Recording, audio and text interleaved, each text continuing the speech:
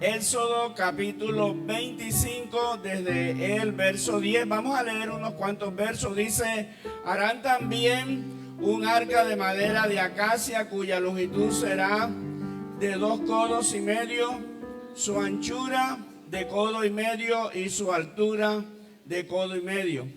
Y la cubrirás de oro puro por dentro y por fuera, y harás sobre ella una cornisa de oro alrededor, y fundirás para ella 4 anillos de oro que pondrás en sus 4 esquinas, 2 anillos a un lado y 2 anillos al otro lado. Harás unas varas de madera de acacia, las cuales cubrirás de oro, y meterás las varas por los anillos de los lados del arca, para llevar el arca con ellas. Las varas quedarán en los anillos del arca, no se quitarán de ella. Y pondrás en el arca el testimonio que yo te daré. Y harás un propiciatorio de oro fino, cuya longitud será de 2,5 codos y su anchura 1,5 codos. Vamos a dejar hasta allí la lectura. Póngase cómodo, pero antes de ponerse cómodo, salude a su hermano que tiene ahí al lado y dígale: Dios le bendiga. Dios le bendiga. También acá saludo a mi hermano Ariela, mi hermano.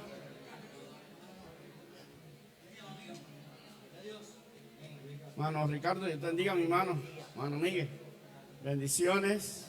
Aleluya, bendito el nombre del Señor.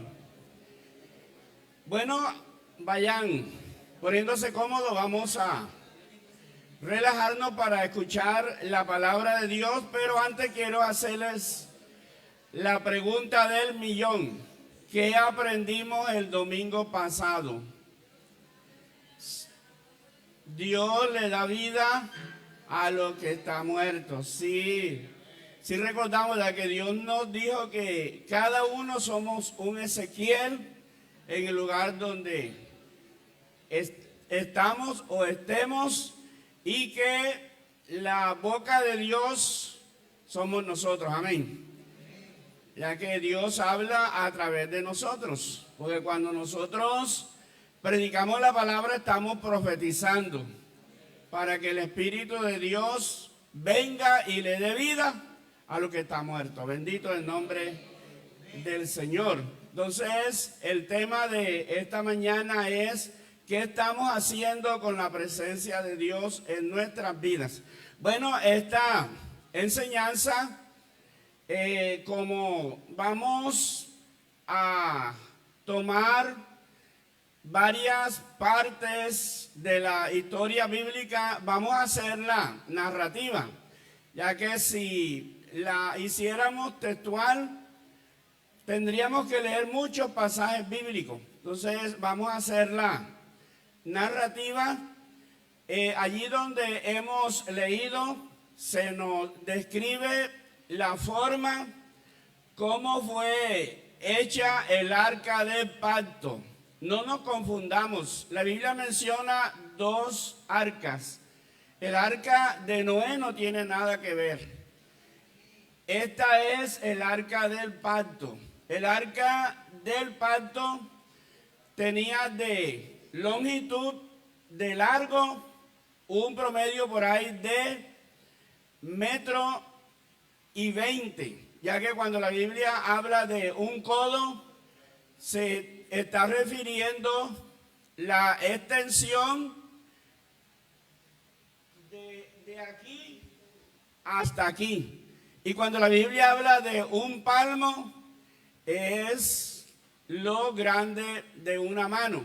Entonces, el codo tiene un promedio entre 40 y 50 centímetros. Entonces, la longitud del arca eran 2,5 codos y de ancho tenía 1,5 codos. Entonces, póngale por ahí 1,40 de longitud y por ahí 70 centímetros de ancho.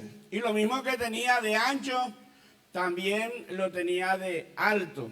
esta arca o un cofre la hicieron de una madera que la Biblia la llama madera de acacia, pero ella fue toda enchapada en oro. Y le hicieron 2 varas que también eran de acacia y las enchaparon en oro. Y en las esquinas del lado afuera le hicieron unos anillos de oro. Y por ahí metieron las varas para movilizar el arca y le hicieron una tapa. Entonces allí en esa tapa diseñaron 2 querubines, y estos querubines tenían las alas hacia adelante y también tenían sus rostros como mirando dentro del arca. ¿Qué había dentro del arca? El escritor sagrado de los Hebreos dice que dentro del arca estaban las 2 tablas de la ley. Estaba la vara de Aarón que reverdeció, porque la Biblia describe que en la época de Aarón algunos quisieron no creer que Dios había escogido únicamente a Aarón. Entonces Dios les dijo a cada miembro de las tribus, que eran 12, que trajeran una vara muerta, o sea, una rama que no tuviera ni siquiera concha, que estuviera totalmente muerta, y que la pusieran allí en un lugar, y lo cerraron, lo sellaron, y el día siguiente la vara de Aarón, que era de almendra, había echado concha, había echado hojas, había echado flor, había echado fruto. Entonces por eso es que se llama la vara de Aarón que reverdeció. Y yo me imagino que esa vara se mantuvo así todo el tiempo, o sea, ella jamás se marchitó. Entonces la metieron dentro del arca. Vamos a aprendernos esto: las 2 tablas de la ley, la vara de Aarón, y el último día, cuando ya los israelitas iban a entrar a la tierra de Canaán, que ya no necesitaban maná, porque la tierra ya producía comida. Entonces ese último día que cayó maná, recogieron una taza de el maná que durante 40 días, durante 40 años había caído del cielo. Entonces allí en ese lugar, en esa arca, pusieron estas 3 cosas: las 2 tablas de la ley, la vara de Aarón y una taza con el maná. Eso era lo que había ahí en ese cofre, en esa arca. Pero ese lugar representaba la presencia de Dios. Esa arca representaba la presencia de Dios. De allí que en el desierto, durante los 40 años que los israelitas anduvieron en el desierto, ellos construyeron lo que se llamó el tabernáculo. Entonces vamos a tomar como ejemplo este templo. Aquí donde yo estoy era el lugar santísimo. Aquí había una cortina muy gruesa que no se veía nada del lado dentro, que se llamaba el velo del templo. Y acá adentro nada más estaba esa arca. Pero acá en este lugar no podía entrar, únicamente cada año podía entrar el sumo sacerdote. La palabra sumo quiere decir lo máximo. Entonces, cada año había un sumo sacerdote. Allí que cuando se llegaba el tiempo de ofrecer el sacrificio, él entraba con, vamos a utilizar la palabra taza, porque de pronto menciono otra cosa y ustedes no me van a comprender. Entonces entraba con una taza de un carnero que habían sacrificado y él entraba con esa taza allí de sangre, y si era agradable no le sucedía nada, porque el sumo sacerdote, cuando entraba a este lugar santísimo, él tenía unas campanillas en sus tobillos, porque los que estaban allí es el lugar santo. O sea, allí ese día estaban los sacerdotes y los levitas con la expectativa a ver si Dios recibía ese sacrificio. Y allá afuera era el atrio, lo que la Biblia llama el atrio del templo.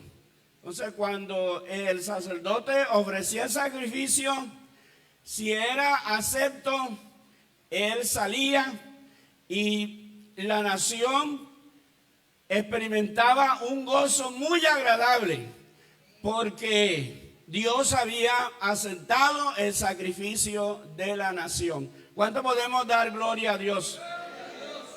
Pero ellos salieron de el desierto y ahora van para Canaán. Y el primer obstáculo que encuentran es Jericó. Ya sabemos que los sacerdotes paseaban el arca durante 7 días. Pasearon el arca alrededor de Jericó. Y el día 7º ellos, los sacerdotes, gritaron muy duro y aquellas murallas se cayeron y Jericó fue conquistada. Pero ahora viene el río Jordán. Los sacerdotes llevan el arca en cada uno en su hombro, ya sabe, a través de la carga que son las varas, porque el arca nadie la podía tocar, ni siquiera los sacerdotes. Ellos nada más la cargaban a través de esas varas enchapadas en oro, pero el arca no la podían tocar, porque esa arca representaba la presencia de Dios. Entonces dice la Biblia que cuando los sacerdotes pisaron las aguas del río Jordán, inmediatamente las aguas se cortaron. Inmediatamente la que iba bajando se fue y la que quedó arriba hizo un montón. Y por allí pasó el pueblo de Israel y ellos conquistaron la tierra de Canaán, y allí comenzó el tiempo de los jueces. Pero hubo un sumo sacerdote que no cuidó lo que Dios le había dado, y ese sumo sacerdote se llamó Elí. Dios le había hecho grandes promesas, pero hay una sentencia, podemos leerla cuando usted quiera, si ahora o en su casa, le voy a dar la cita. Es en el primer libro de Samuel, capítulo 2, verso 30.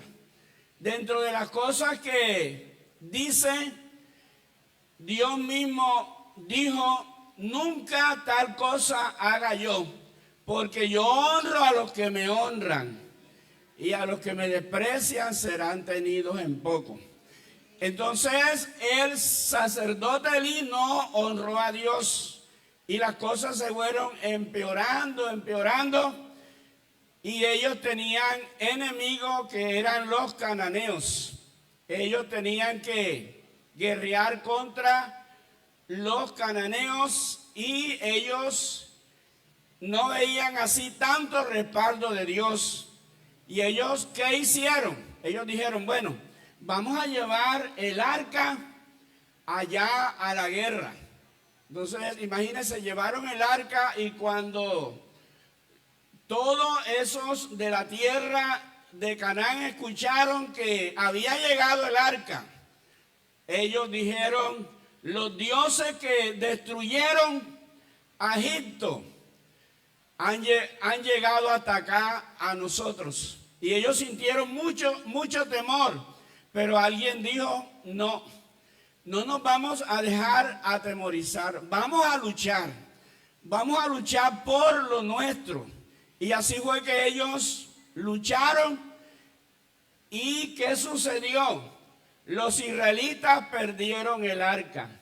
Los filisteos se apoderaron del arca. ¿Cuánto damos gloria a Dios? Entonces imagínense, ellos no tenían ni idea de lo que se habían apoderado. Se habían apoderado nada más ni nada menos que la presencia de Dios que estaba allí en el arca. Entonces ellos, en su ignorancia, la primera noche la metieron en el arca de un dios, en el templo de un dios de ellos que se llamaba Dagón, que era una estatua metálica, que a Dagón le ofrecían sacrificios de niños, ya que era una estatua metálica y le prendían fuego. Y el hierro, cuando recibe determinados grados, se vuelve incandescente. Y ellos, en su ignorancia, pensaban que cuando el hierro se enrojecía era porque tenía ira. Entonces, para calmar la ira, habían padres que ofrecían niños recién nacidos, se lo ponían en los brazos de esa estatua incandescente, imagínense. Y cuenta la historia que Dagón tenía una abertura del lado arriba de lo que llamaríamos nosotros el estómago. Entonces me dice, ese niño cuando se revolvía allí, caía allí en ese hierro incandescente. Y para que los padres no oyeran los gritos, ellos hacían danzas. Eso era algo muy terrible. Y por una de esas cosas fue que Dios determinó destruir a los amorreos. Por todas esas cosas que ellos hacían, que eran realmente, como la Biblia lo llama, abominables. Entonces ellos abrieron el templo de Dagón y metieron el arca allí. Y el día siguiente, cuando abrieron el templo, resulta que Dagón está tirado de rodillas delante del arca. ¿Cuánto damos gloria a Dios? Entonces, mi hermano, esto es soberanía de Dios. Porque a mí me dice la Biblia en el Salmo 115 que los ídolos tienen pie pero no andan. Pero en la soberanía de Dios, Dios hizo que ese ídolo metálico caminara y se tirara a los pies del arca que representaba la presencia de Dios. Entonces ellos otra vez la levantaron y el día siguiente la estatua está partida en 5 partes. Las extremidades de arriba, las extremidades de abajo y nada más quedó el tronco. Entonces cuando ellos vieron eso, ellos dijeron, no, nosotros estamos perdidos. A esto hay que buscarle solución. Entonces se la llevaron a un pueblo vecino y resulta que el pueblo vecino, en su ignorancia, hasta abrieron el arca para ver qué había dentro. Y dice la Biblia que ese día murieron 70,000 personas, imagínense. Y comenzó a darle enfermedades a todo el pueblo. Se llenaron de tumores. Y los ratones estaban comiendo las cosechas. Todo era terrible. Entonces ellos dijeron, no, esto hay que devolverlo. En mala hora capturamos el arca de los israelitas. Entonces ellos cogieron y convocaron a los príncipes y dijeron, vamos a pagar la ofrenda para ver si Dios nos perdona y volvemos a ser los mismos de antes. Entonces ellos cogieron de acuerdo a los príncipes e hicieron las imágenes de lo que le había dado. Y eran los ratones, los tumores, hicieron figuras de oro, las pusieron en una caja y luego hicieron una carreta con madera nueva y cogieron 2 vacas para que alaran la carreta y la llevaran al territorio de Israel. Entonces, cuando llegó al territorio de Israel, ahí es donde cuenta la Biblia. Dice que fue llevado el arca del pacto, fue llevada a la casa de Abinadab. Y luego dice la Biblia que fueron muchos días. Y después dice que fueron 20 años. El arca estaba allí olvidada. Porque resulta que yo les mencioné a ustedes que eso fue en el tiempo de los jueces. Pero el último juez fue Samuel. Entonces, durante la administración de Samuel, que él tuvo 3 ministerios. Él fue sacerdote, juez y profeta. Entonces, durante ese ministerio de Samuel, el pueblo pidió que le diera un rey, que Dios les diera un rey, porque ellos querían tener rey. Porque antes de ellos tener rey, esto se llama teocracia. O sea, teo es Dios. Dios gobernando directamente desde el cielo, gobernándolo a ellos a través de los jueces. Pero ellos dijeron, no, nosotros lo que queremos es un rey. Entonces Dios les dijo, tranquilo, porque cuando ellos pidieron un rey, como las demás naciones, a Samuel le dolió. Pero dice la Biblia que Dios le dijo a Samuel, tranquilo, no te duela, porque no te han desechado a ti, fue a mí a quien me desecharon. Entonces vino Samuel y les eligió rey y les eligió a Saúl. Y fue cuando comenzó la batalla. Dios le dio orden a Saúl para que destruyera a Amalek, pero Saúl no obedeció. Entonces vino Dios y lo desechó. Y para completar, Saúl ofreció sacrificio que era de uso exclusivamente de los sacerdotes. Ningún rey podía tomar incienso y ofrecer sacrificio a Dios. Eso nada más podían hacerlo los sacerdotes. Y Saúl lo hizo. Entonces, a raíz de esto, Saúl fue desechado.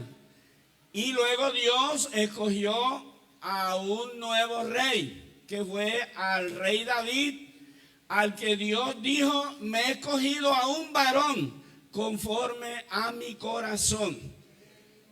Entonces, cuando David va al campo de batalla y pelea contra Goliat y luego lo vence, todo eso era a propósito de Dios. Y luego cuando llegó David con la espada de Goliat al pueblo y también de pronto hasta con la cabeza de Goliat, luego las mujeres cantaban que Saúl había vencido a sus 1000 y David a sus 10,000. Entonces eso le dio celo a Saúl. Y desde allí comenzó una batalla interna en Saúl. ¿Y cuál era? Destruir a David a cualquier precio. Usted puede leer la historia y se dará cuenta que Saúl duró todo el tiempo de su reinado, fue tratando de matar a David. No se acordó de Dios, se volvió enemigo de Dios. De modo que Saúl, como nosotros sabemos, él muere en una batalla juntamente con sus hijos y hubo una gran mortandad en el pueblo hebreo. Y luego comenzó a surgir el rey David. Pero David era muy diferente a Saúl. David era un hombre espiritual. Entonces, cuando David comenzó a reinar, él conocía la historia del arca y comenzó a averiguar dónde estaría el arca del pacto ya cuando era rey. Y alguien le dijo: el arca del pacto está en la casa de Abinadab. Y así fue. El rey David hizo todas las gestiones para traer el arca acá a Jerusalén. Pero, mis hermanos y amigos, lo importante es que nosotros hagamos las cosas conforme Dios lo ha trazado, no a nuestra manera. Pues que a veces nosotros queremos hacer las cosas a nuestra manera y nos van a salir mal. Entonces, ¿qué sucedió? Que el día que David fue a buscar el arca del pacto a la casa de Abinadab, allí venían sacerdotes, allí venían levitas. Y resulta que el arca la venían tirando, era 2 bueyes. Quién sabe si sería hasta la misma carreta esa que usaron 20 años atrás. Pero la venían alando, eran 2 bueyes. ¿Y de dónde salió eso? Eso fue un invento filisteo. Y los filisteos lo hicieron por ignorancia. Porque si ellos hubieran sabido que el arca se transportaba era en los hombros de los levitas, todas esas gestiones las hubieran hecho ellos. Pero Israel sí sabía que el arca no se podía transportar en una carreta tirada por bueyes. Arca santa, pueblo santo. Entonces, los que tenían que transportar el arca eran varones santos, no un buey. De allí que viene David con el pueblo, venía mucha gente y todo venía bien, pero como no habían hecho las cosas a la manera de Dios, dice la Biblia que en un pedacito los bueyes tropezaron y al lado del arca venía un hombre llamado Usa. Entonces él como que se pensó que el arca se iba a caer de la carreta. Y él metió la mano y tocó el arca y quedó como fulminado por un rayo. Quedó muertecito porque es que el arca no se podía tocar. Nada más las 2 varas, pero el arca no. Entonces, imagínense, después de tanta alegría, después de tanto gozo, ahora lo que viene es tristeza. Y todos dijeron no, de aquí no nos movemos, porque imagínense si más adelante se vuelven a tropezar los bueyes y uno no puede tocar el arca, ¿cómo se hace?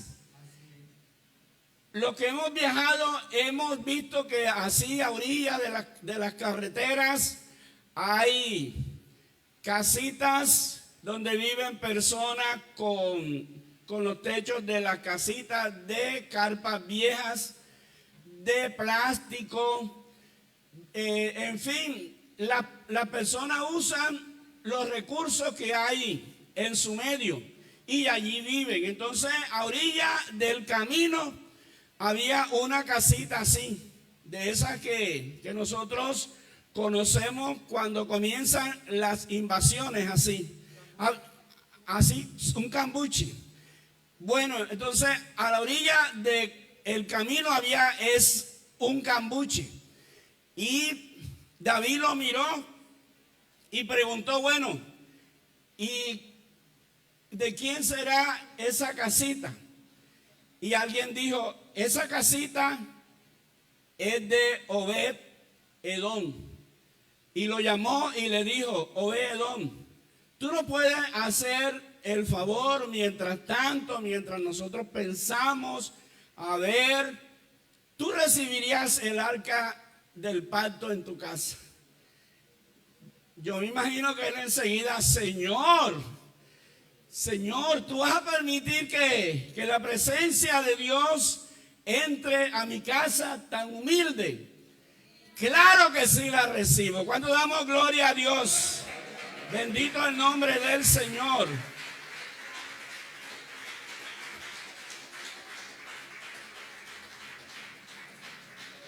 De modo que allí pusieron el arca del pacto. Entonces, aquí es donde yo quiero que nosotros pensemos, y es, ¿qué estamos haciendo nosotros con la presencia de Dios en nuestras vidas?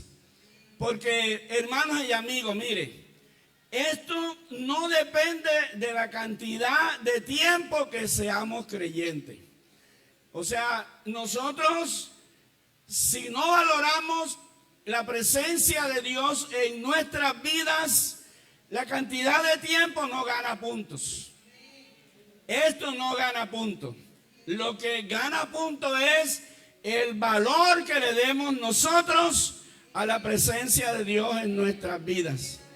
En nuestro hogar, bendito el nombre del Señor. Démosle gloria a Dios.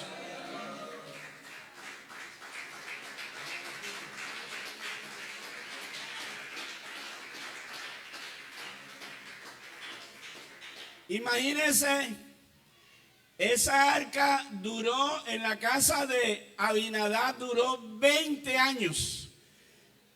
Y no se dice nada. Esos 20 años, estando la presencia de Dios allí, pasaron sin pena ni gloria. Y lastimosamente así hay creyentes.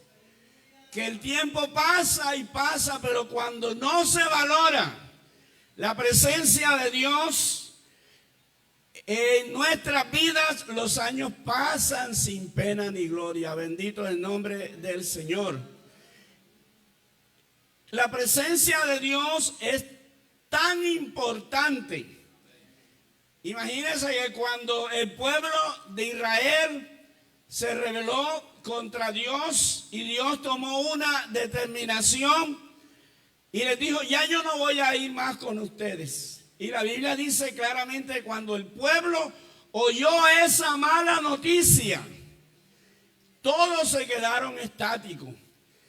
Y luego Moisés dice, no Señor, si tu presencia no va con nosotros, de aquí no nos movemos. Entonces, imaginémonos lo importante que es la presencia de Dios.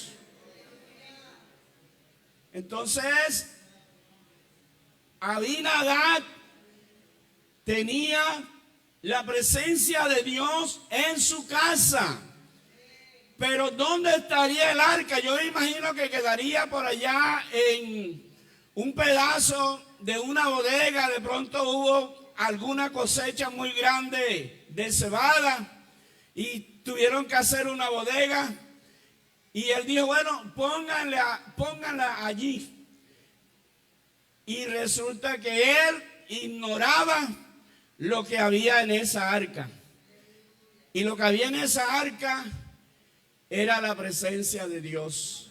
Bendito el nombre del Señor. Y los años fueron pasando. Y pasando y pasando. Y él no se benefició absolutamente nada de la presencia del arca en su casa. Hermano, la presencia de Dios es para bendición nuestra. Es para que nosotros florezcamos en todo sentido. Bendito el nombre del Señor. Primeramente en lo espiritual. Fíjese que la Biblia nos dice que primeramente el reino de Dios y su justicia, y lo demás viene dado por añadidura. Porque a veces muchos creyentes hacen lo contrario. Y es que nada más es lo material y lo material y lo material. Y si queda tiempo para Dios, entonces sí. Pero a mí la Biblia me enseña que cuando ofrezcamos algo a Dios, no tardemos en cumplirlo. Amén. ¿Por qué? Porque Dios debe ser lo primordial en nuestra vida. ¿Sí estamos de acuerdo? Porque, mire, así como nosotros tratemos a Dios, así Dios nos trata a nosotros. Porque vamos a tomar la figura de la ofrenda. ¿A quiénes se les ofrece ofrenda? A los dioses. Amén, hermanos. Está la figura de la ofrenda. Pero resulta que a veces nosotros tratamos a Dios como si Él fuera limosnero. ¿Por qué? Porque no damos ofrendas si no es limosna. Entonces tomemos esa figura. Dios no es limosnero. Dios no es mendigo. A Dios se le da ofrenda y la mejor. Amén, hermano. Y la mejor. Ya que a veces nos comportamos. Y es que el billetico que no recibieron en ninguna parte de la tienda porque está demasiado viejo, Dios lo recibe.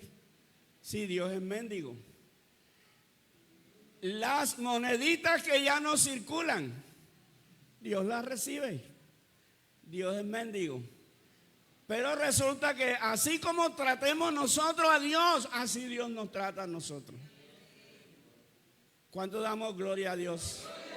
Entonces, ahora usted quiere saber quién era Obed-Edom.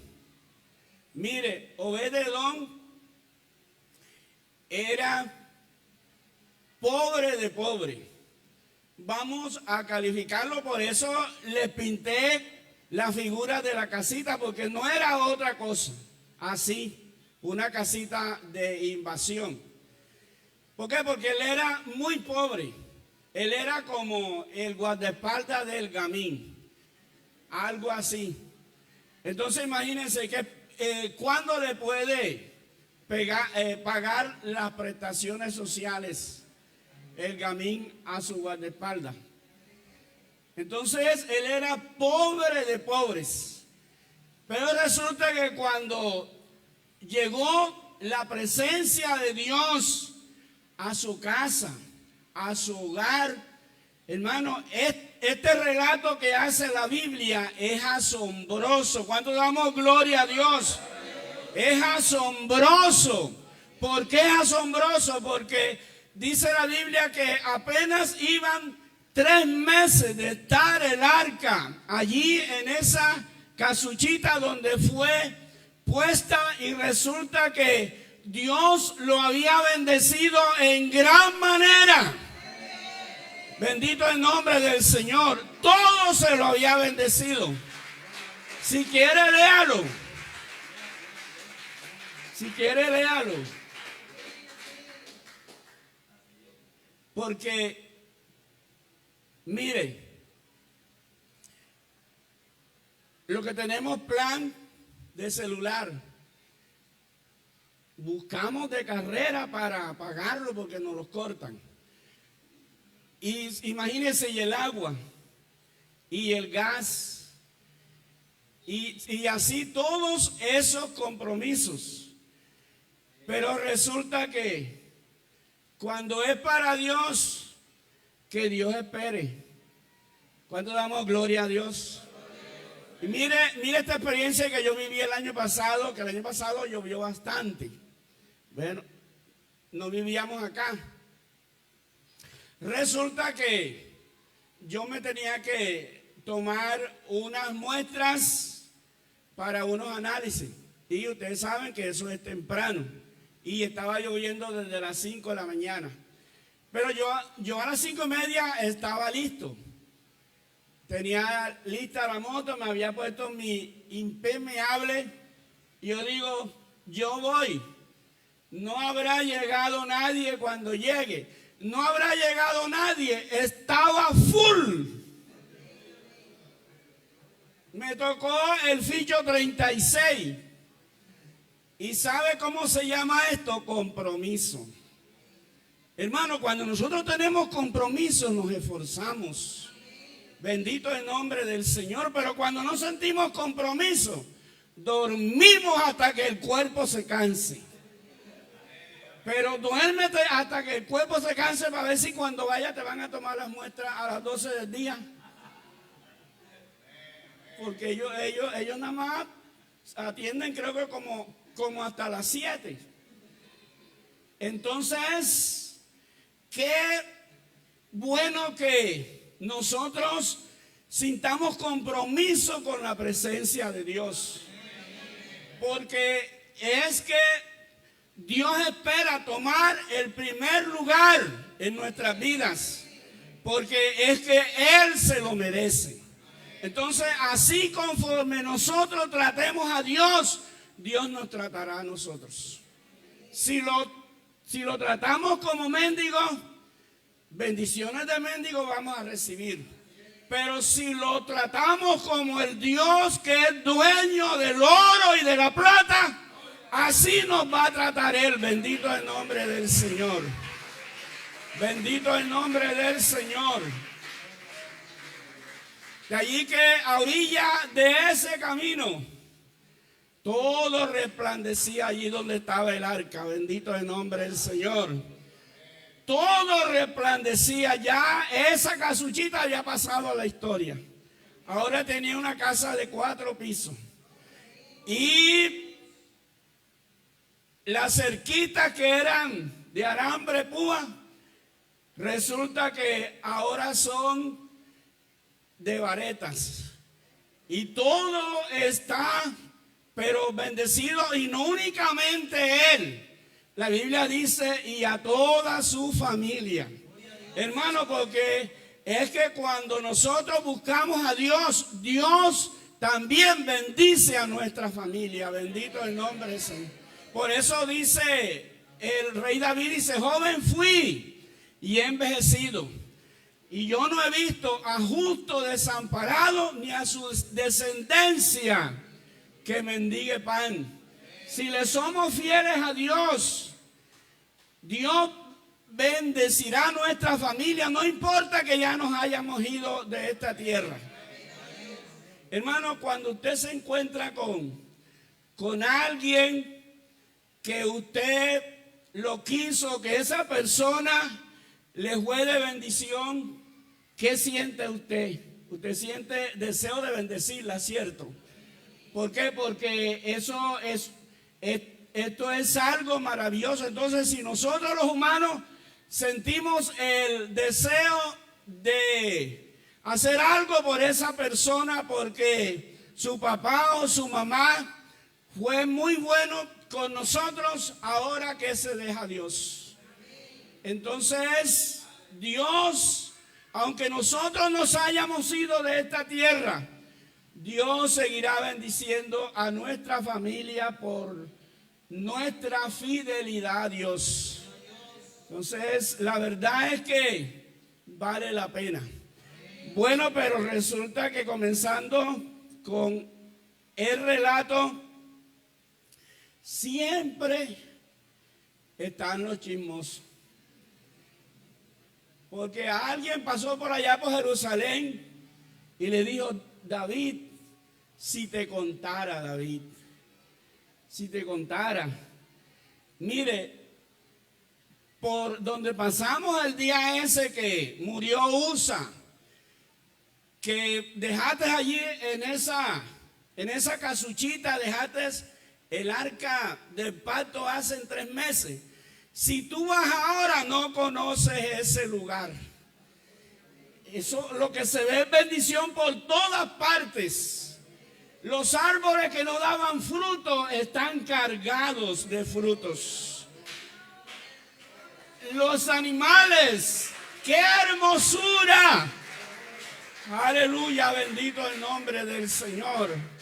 Hermano, cuántas bendiciones nos estaremos perdiendo nosotros por ignorar la presencia de Dios. Porque yo a veces me pongo a pensar, porque Dios es nuestro Padre por excelencia.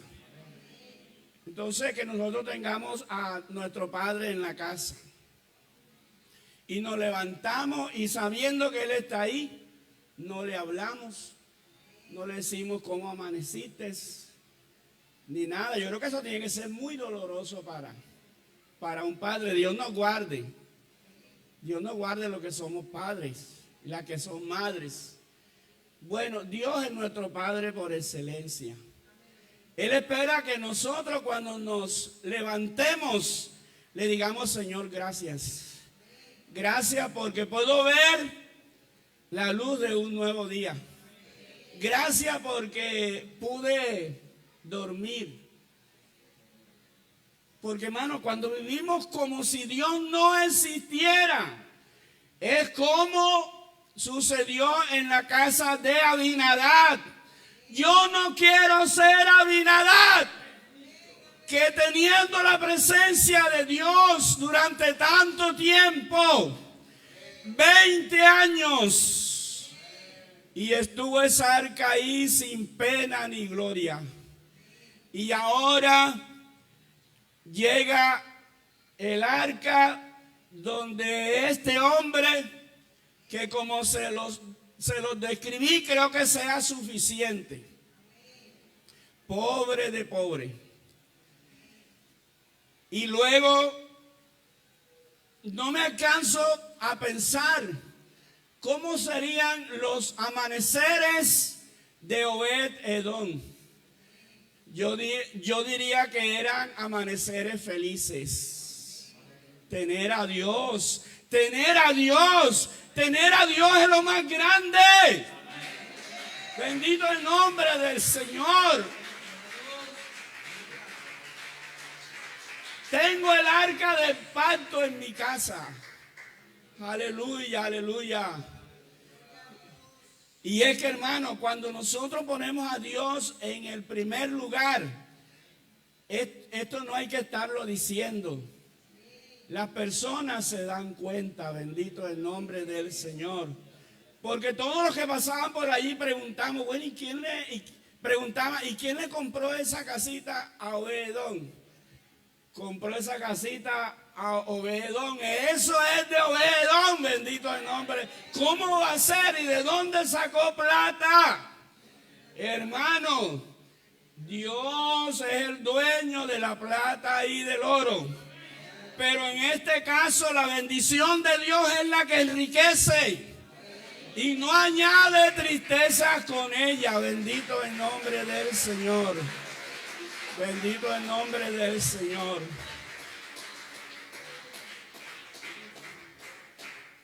Pero el chisme llegó a la casa de David. Y David entonces otra vez hizo una comisión a buscar el arca y ni manera de Obed-Edom hacer algo. No podía hacer nada. Pero ahora David sí viene como debió de haber hecho cuando fue allá a la casa de Abinadab. Entonces ahora trajo los sacerdotes y transportó el arca en el hombro de los sacerdotes. Bendito el nombre del Señor. Entonces, esto que les he relatado, que la Biblia lo enseña, ¿es con qué fin? Romanos capítulo 15, verso 4 dice: las cosas que se escribieron para nuestra enseñanza se escribieron. Entonces, esto que hemos escuchado en esta mañana es para enseñarnos a nosotros. Y es que ya hoy no tenemos un arca material de donde se muestre la presencia de Dios o que Dios hable, sino que tenemos algo mejor, que es el corazón. Porque la Biblia dice que los que hemos recibido a Cristo somos templos del Espíritu Santo. Y esto no se nos puede olvidar. ¿Y el arca dónde habitaba? En el templo. Entonces, esa arca representaba la presencia de Dios. Pero ahora no es el arca, es Dios mismo, habitando en nuestros corazones. Bendito el nombre del Señor. Aleluya, bendito el nombre del Señor. Obed-edom. Obed-edom. Quisiera imitarte, bendito el nombre del Señor. Yo no quiero ser como Abinadab. Yo quiero ser como Obed-edom, bendito el nombre del Señor. No tanto para que me bendiga materialmente, porque eso viene por añadidura, sino es para experimentar el gozo, para experimentar esa alegría que produce la presencia de Dios. ¿Sabe cómo lo llama la Biblia? En el libro de Apocalipsis, cuando conocemos a Dios, la Biblia lo llama el primer amor. Bendito el nombre del Señor. Ya que cada ser humano, nosotros venimos a esta tierra en enemistad con Dios. Pero cuando conocemos a Dios, nos reconciliamos con Él y sentimos eso que se llama el primer amor, donde solo queremos estar en los cultos, donde solo queremos escuchar palabra de Dios, donde solo queremos escuchar alabanzas. Bendito el nombre del Señor. De modo que, qué hermoso, qué felicidad tener a Dios. Y cuando nosotros lo tenemos a Él, lo demás viene dado por añadidura. Bendito el nombre del Señor. De allí que yo en esta mañana, en el nombre del Señor, les hago nuevamente esta pregunta. ¿Qué estamos haciendo con la presencia de Dios en nuestras vidas? Si la ignoramos, estamos perdiendo. Pero si la reconocemos, seremos bendecidos aún hasta más que Obed-edom. ¿Quién se pone en pie? Aleluya. Bendito el nombre del Señor. Y quiero decirle al Señor: Señor, yo quiero ser Obed-edom. Bendito el nombre del Señor. No como cuando Él estuvo sin conocerte, sino cuando te conoció de ahí en adelante, para que nosotros veamos que en nuestras vidas se cumpla eso que dice la Biblia, que Él derrama bendición sobre nosotros hasta que sobreabunde. Vamos a comprometernos con Dios, y es que no lo vamos a ignorar más. Aleluya, aleluya. Porque Dios está allí. Dios está allí. Y si nosotros lo ignoramos, nos estamos perdiendo muchas, pero muchas bendiciones. Bendito el nombre del Señor. Obed-edom. Obed-edom, nunca pensaste tener el arca del pacto en tu casa. Yo nunca pensé de que Cristo llegara a mi vida, pero Él llegó. Entonces debo de darle el valor que Él tiene. Fíjese lo que pasó entre Marta y María. Marta quiso justificar con las cosas materiales. Y le dice el Señor: Marta, tan afanada y turbada estás con tus cosas, pero María ha tomado la mejor parte, la cual no le será quitada. Entonces, la mejor parte es la presencia de Dios. Bendito el nombre del Señor. Yo les invito, vamos a orar. Si alguien más quisiera pasar y traer a la memoria esa figura de ese hombre que vivía a orilla de esa carretera. Bendito el nombre del Señor. Esa mañana él nunca pensó que su vida iba a cambiar. Hermano, hoy nuestra vida puede cambiar.